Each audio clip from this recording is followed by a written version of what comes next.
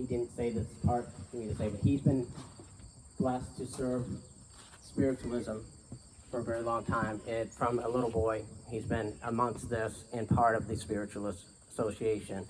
He's a medium, he's a healer, he's a teacher, he's a pastor at Colby Temple in Casadega. We're blessed to have him here this week for our services, offering classes, our circles, our mediumship circles, our message circles. So that is very condensed version. We are fortunate to have Dr. Lewis Gates back here again. So I'll leave it so you can share your words with us. Thank you very much. I'm trying to mess with the mic. Hold on a second. There we go. Now I got the mic. I wanted to speak today about communication, connection to our vibration, or connection to the energy that's around us. I have to kind of give a little bit of shout out to my mother, my grandmother, and they used to teach me a lot about how to connect to spirit. Taught me all kinds of ways to connect to the spirit world when I was younger. And as that vibration was happening in my life, I understood that I had a right or a balance to connect to the spirit world. And I always thought everyone had that connection. Is how we work with the connection. Maybe that's why my mother and grandmother taught me so many ways of reading spirit through all kinds of modalities. Not because I was going to use them as a medium, but I was going to be able to teach others what I knew. And that way, if something I taught them about connecting to spirit worked for them, then they would do that in their connection to spirit. Because when I got taught when I was young, I got taught fire readings, smoke readings, wax readings, paint readings, rope readings. You can just name it. My mother taught me how to do it because she used to take me on little trips walking, and she'd tell me, pick up 3 things. Whatever your sight landed on, pick them up. And anything that was shiny or looked good to me, I'd pick it up, and she would take them and give me a reading from what I chose. She would call it the 3 things of knowledge. So I feel like she would take me on these little journeys and say, pick 3 things for me. What do you think you need? And I felt like that's what I would do when I was young. So as a connection to spirit, I knew that there was different ways, different roads to the spirit world. There was not just one path, one direction, one way to get there. And as mediums, as spiritualists, as mediums connected to the thing, mediums, sure, we work quite diligently on getting in contact with spirit. But if everybody worked at a way of working with their own vibration to connect to spirit, you would have that connection. Years ago, I was taught from, a few mediums came over from England, and they taught us Sept, C-E-R-T. And C-E-R-T is a very simple, it's a communication with spirit, communication with the spirit world. And as you work with spirit, you gather evidence of who they are and why, who they are. Then R is for reason. Spirit always has a reason for following you. They are not there just to bother you. There's a reason why spirit maneuvers in your auric field. There's a reason why they are here. And the last part of that is to tell a story. Tell a story about all the information that you have in your life. What is the information that you've gathered? And tell a story to the individual. Take them on a journey. Take them on a journey with the reading. Or take yourself on a journey with what Spirit's trying to tell you. So this whole question of communication is mostly with your higher self, your connection to higher senses of consciousness. Whether you heal, or you're a professional healer, and you do healing, or you do readings, or you connect to spirit in so many ways, it's what are you extremely powerful with? What are you powerful with? What do you do that makes you really majorly connected? And it's when you have that feeling within your vibration My mother always used to tell me, when you are right and you have that connection to spirit, you will get a feeling. You will get a connection to the spirit world, and you will feel that connection. And every time you're right doing this work, you will get that same connection. Most of us who in our lives are working, it's this connection of setting your psychic vocabulary. Figuring out what things mean to you. What do they mean to you? What is that color? What is that emblem? What is that symbol? What does that vibration mean to you? And that's what we do in training ourselves of what things mean to us. Because spirit is using what is within our being to bring us, kind of give us information. So we actually understand that information. We can go, oh, I know what that means. Instead of trying to go through every green book, every symbol book that you've ever bought, trying to figure out what it means. You already have a knowing that that is what it means. And it's usually first thought, first impression of what you think it means. It's not 24 questions later and you finally get an answer. It's your first thought. What did you feel that that actually meant when you saw it, when you envisioned it in front of you? And spirit has a little, I tell people, spirit has a little bit of a sense of humor. So you got to have a little chuckle every once in a while with spirit, because sometimes they just have a little sense of humor when you're asking for things. When you're trying to get them to do things for you, there's a little sense of humor. And I just sense that with them every once in a while. So sometimes we have to be specific with them, especially what kind of work you want to do in the spiritual work. What do you want to do? You want to be a healer? You want to be a medium? You want to volunteer? You want to do automatic writing? What is your call that you are called to do? Do that. My mother used to always tell me, always work on the gift that you're given. Whatever gift that is, whether you're clairsentient, clairvoyant, clairaudient, whatever gift that you have. It could just be healing, it could be this, it could be that. Whatever it is, what is your gift that you were given? Focus your intent on that, and the rest will be given unto you. Focus on that. I used to teach classes, and everybody in my class would come up and go, I want to be John Edwards. Oh God, I want to be John Edwards. I said, you're probably not going to be John Edwards today.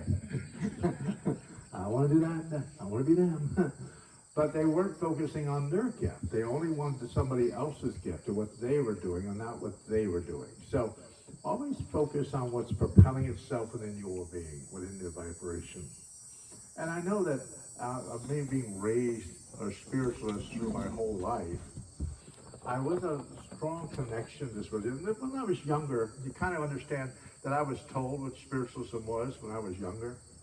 But when I was a young kid, I didn't care. I just kind of liked it. I didn't really get majorly into the religion until I got into my 20s. So, but as a teenager, as a young kid, I just liked being in spiritualist camps. I just liked it. I enjoyed being there. So the question is then later I understood what spiritualism meant. And spiritualism to me means strictly a connection. A connection for me. Instead of somebody telling me what my connection should be, for me to find my connection to the divine. That is what spiritualism means to me. Sure, it's a science, a philosophy, and a religion, but to me, it means a connection to my highest self. How I make the journey to where I'm going. And we have to realize that everybody's going to make their own journey. Everybody's going to make their journey. And we have to bless people on their journey. Sometimes we might not particularly like the journey they might be on, but it is their journey. It is the vibration that they chose in their life to move in that direction. I have clients that will say, Louis, I didn't ask for this. I didn't ask for this. I said, well, at some point back here you did. You did kind of put that in motion, and your guides listened to you. Guides do not sleep on the other side. I don't think there's a bed in the spirit world, because they don't sleep. All they do is listen to you. And everything you say, everything you put out into the spirit world, they listen to. And then, they bring it. And sometimes what they bring scares us. Because now, for over a year, we've been asking for this. But then we get worried because, well, I didn't ask for that. But over a year you did. So when you're thinking, when you're propelling things in motion within your life, ask yourself, am I really asking for what I need? What I need for others, what I need for me? Am I asking for what I can personally accept in my life? Are you asking for that?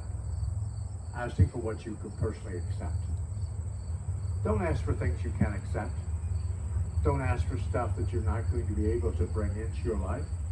Ask for what you feel that you can accept. And that's the same thing with your mediumship, your communication with spirit.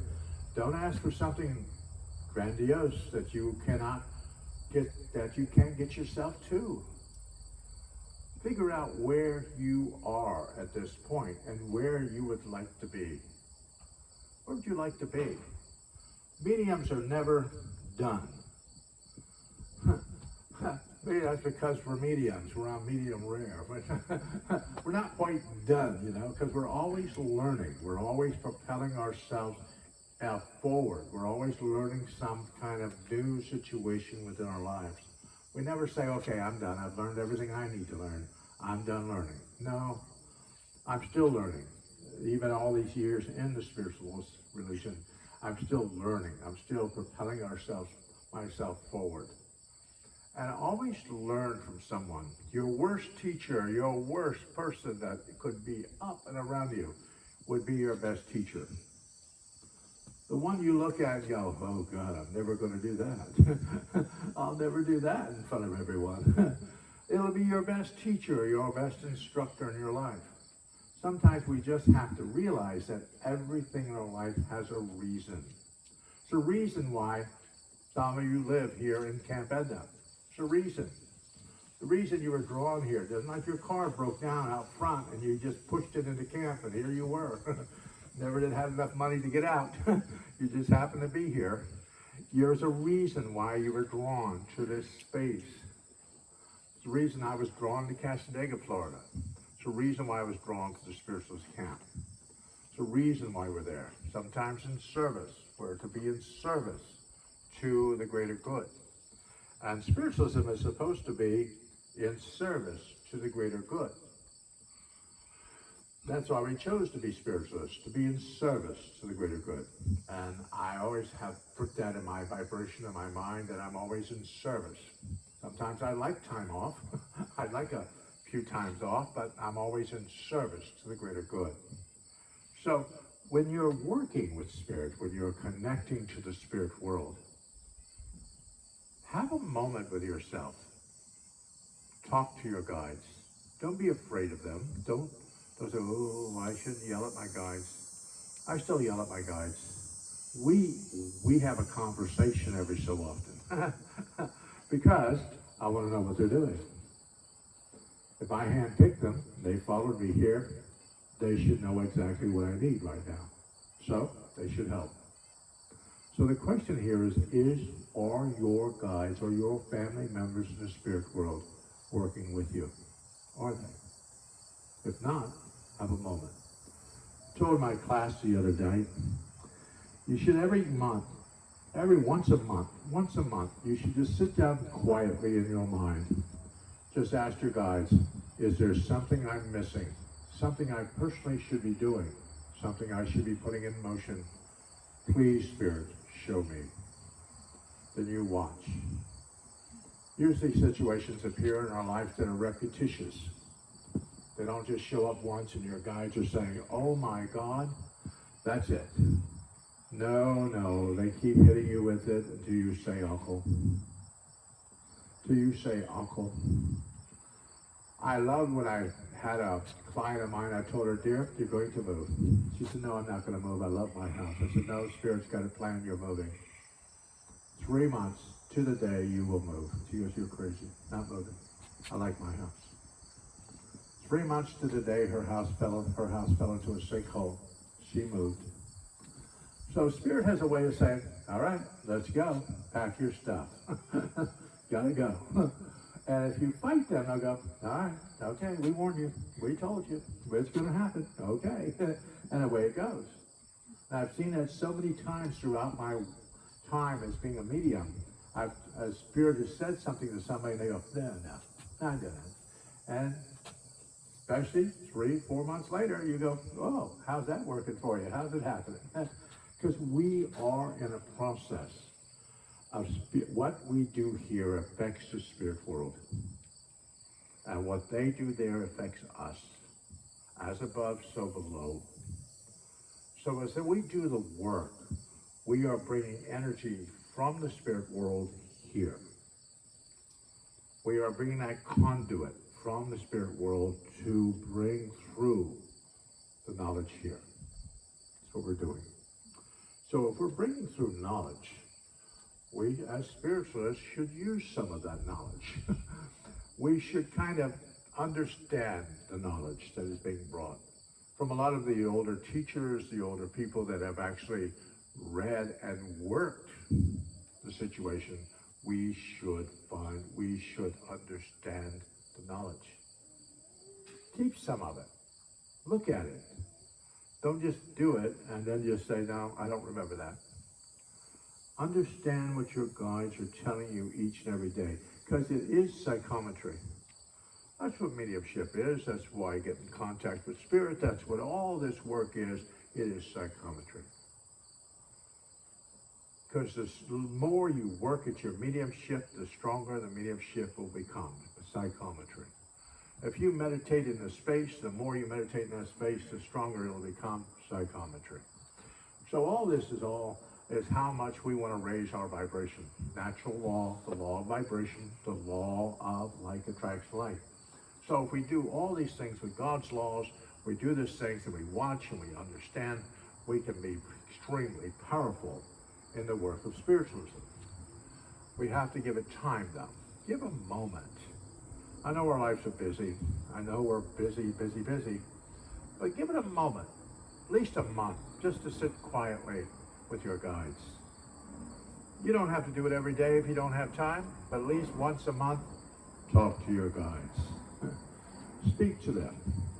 As Anita Evans in my camp would say, we all need to have a come to Jesus moment with our guides every once in a while.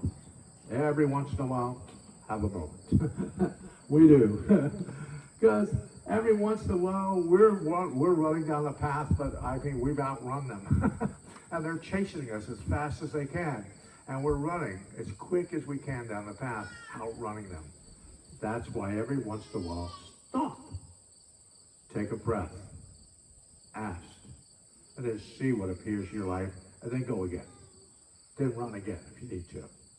But take your time, because we have to. Spiritualism is not going to be like it was in the 1800s. It's not. Things are progressing further and further than anything would ever have been done in the Fox Sisters' cottage. We've moved so far past the Fox Sisters' cottage that if we keep going back to the history is fine, but the spiritualist religion is moving to a higher sense of consciousness. So we have to move with it, or we will die. Because I noticed that as we were talking this morning, Maine were talking this morning, most spiritualist churches, we don't really see a lot of children. Not a lot of kids here. Not like we got a prisoner in the basement of one of the buildings, and we don't see children. We got one. Hey, we got one. But the question here is we need more younger people in the organizations for the organizations to survive. And that's with changing the music, changing the stuff we do, some things to draw the younger people into the church, into the organizations, so that they will become part of the spiritualist religion. We sing the old hymns of the old days, and down in the heart hymns and the funeral songs, people are probably not going to come. So we need to do more of the vibrations. So remember that when you're thinking about what you can do for spiritualism, what you can do for the religion, find your vibration of what you do with mediumship, how you connect to spirit. And if you're connected to spirit, you're going to draw energy into the space around you, which then you will affect people as you connect with others and people. They will like your energy and they will come to figure out what you're doing. If your energy is negative and crazy, and they're not going to probably come. But if you're sending out positive energy, people will be attracted to you. And that's all we need in spiritualism, is we need that connection to a higher sense of consciousness. We need you to find that space within your being. You don't have to find it for everyone else. Everyone else could be on a different path. But find your path. And then make that path the most beautiful path that you could ever imagine. Then people want to know what you're doing on your path. So make your path beautiful. Doesn't mean you have to make everybody else's path beautiful and your path looks like a bunch of weeds. Make your path beautiful, so that everybody else will be attracted. And that's what we do in this religion. The compass of people in the church makes it so beautiful that people want to know what we're doing in that building. They want to know what we're doing. So make it that way in your life. Make it that way. Don't worry so much about what other people are doing in their life. Worry what you're raising your vibration to and becoming, so that you personally can attract the light within you. As above, so below. And when I learned mediumship from my grandmother, my mother, and through the years of major, massive teachers I've had in my life, I've understood majorly there are not just one way to find spirit. So don't get locked into a modality that you go, oh my God, it's the only way that I can get there. Find a way that fits you. Other people might scoff and go, what are you doing? But it works for you. It works for your vibration. It works for you. It fits your auric field. You might change it later, but keep on the path. Because I really want you on the path. I've spent so many years in this business and this church and spiritualism. There are so many people that have entered this religion and they are no longer part of it. Because they tried so long to fit down one path or one mold and it didn't work for them, so they left. We don't want people to leave. We want people to experience themselves and become part of the organization. Become part. Because if we judge the path that they're on, then we're judging ourselves. Don't judge them, because you're judging yourself, judging them. And I want to thank you for, I think that's it. Whenever you're ready. I want to thank you for listening to me, and thank you. All right.